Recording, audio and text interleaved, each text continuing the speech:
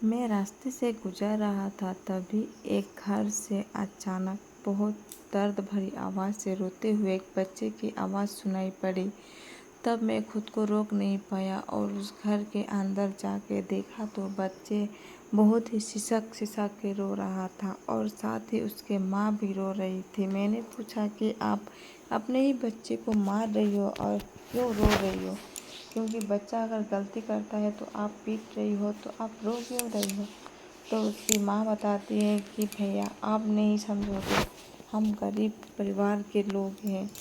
हमारा पति भगवान को प्यारे हो गए और मेरे बेटे को मैं पढ़ने के लिए बहुत ही मुश्किल से पैसे जमा कर पाती हूँ और इसके स्कूल भेजती हूँ, तो वह रोज़ स्कूल लेट से पहुँचता है और लेट से घर आता है। रास्ते में पता नहीं क्या करता है, जिसके वजह से वह स्कूल का यूनिफॉर्म पूरे ही गंदा कर घर आता है।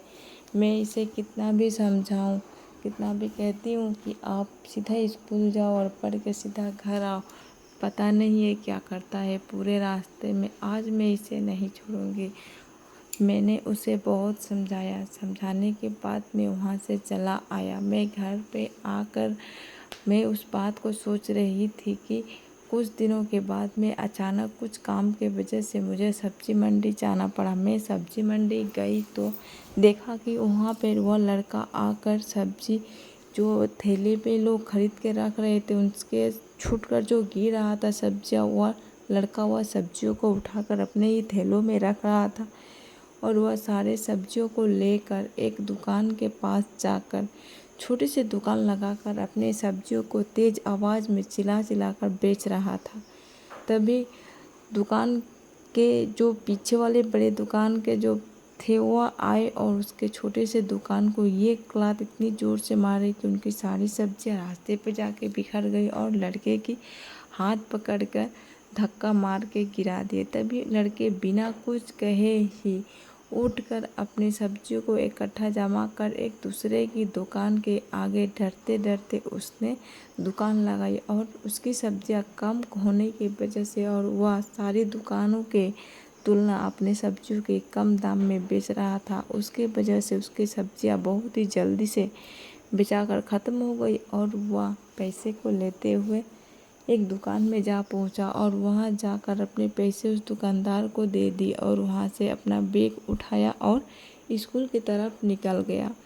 वह रास्ते में जाते हुए एक नल पड़ा और वह नल में जाकर अपने मुंह को धोकर वह क्लास में पहुंचा तो उसका क्लास टीचर पहले से ही पूरा गुस्से में थी, क्योंकि वह 1-1.5 घंटे लेट पहुंचा था। तभी उसे उसके टीचर बुलाकर उसे मारती है, बहुत ज़्यादा मारती है। तो मैं उसके पीछे जाकर कहता हूँ कि आप इस बच्चे को क्यों मार रहे हैं? बच्चा मासूम है, छोटा सा है, मत मारो। वह टीचर को पता नहीं होता, इस वजह से वह बहुत मारती है और उस जाकर अपने डेस्क पे बैठ जाता है। मैं उस टीचर का नंबर लेता हूँ और घर चली आती हूँ। पूरी रात सो नहीं पाती, क्योंकि उन बातों को मैं सोच रही होती हूँ कि आखिर में बचा क्या है। जो बच्चे घर पे भी पिटा रहा है और स्कूल में भी मार खा रहा है, उसका बावजूद वह जाकर बाजार में क्यों सब्जियों को इकट्ठा कर बेच रहा था? वह आखिर वो पैसे को कर क्या रहा था?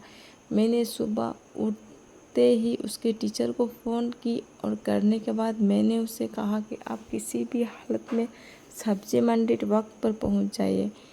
और बच्चे भी स्कूल जाने के लिए निकल चुका था। तभी मैं उसके माँ को जाके बोली कि तुम्हारे बच्चा आखिर में करता क्या है, आज चलो तुम्हें दिखाता हूँ। उसकी माँ भी पूरा गलत नज़रों से घर से निकलते हुए यह कहते निकलती कि आज उसे छोड़ूंगी नहीं, चलो करता क्या है, आज उसे मेरे हाथों से कोई नहीं बचा पाएगा। यह कहते हुए वह उसके साथ निकल पड़ी। वह जाके सब्जी मंडी में तीनों ही 3 जगह पर छिप कर उसके देख रहे थे। वह हर रोज़ की तरह आज भी सब्जियों को बीन रहा था। बीन के इकट्ठा करके अपने थैले में ले दुकान लगाकर सब्जियों को बेचा और उस दुकान में जाकर पैसे दे। तभी उस दुकान वाले ने कहा कि दुकान में पहुंचा और दुकानदार को वह अपने पैसा को दे दिया। देने के बाद दुकानदार भैया ने कहा बेटे आज तुम्हारे सूट का पैसा पूरा हो गया, आज तुम सूट को लेते जाओ।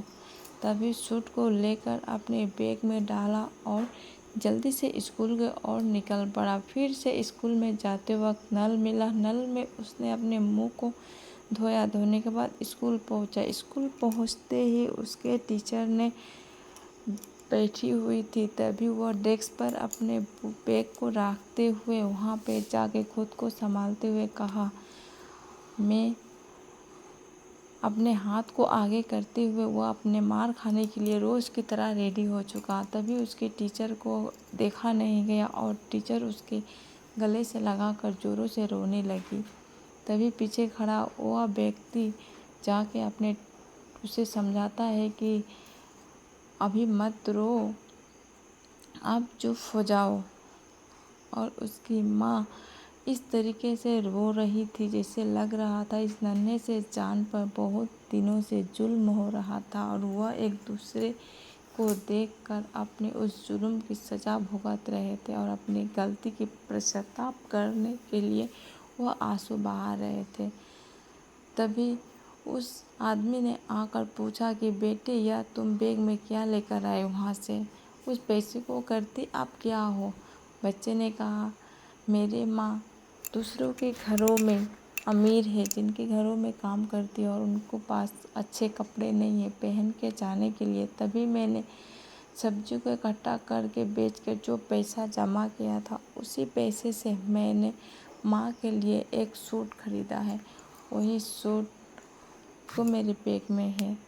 तभी उन्हें नम आँखों से देखते हुए उन बच्चे को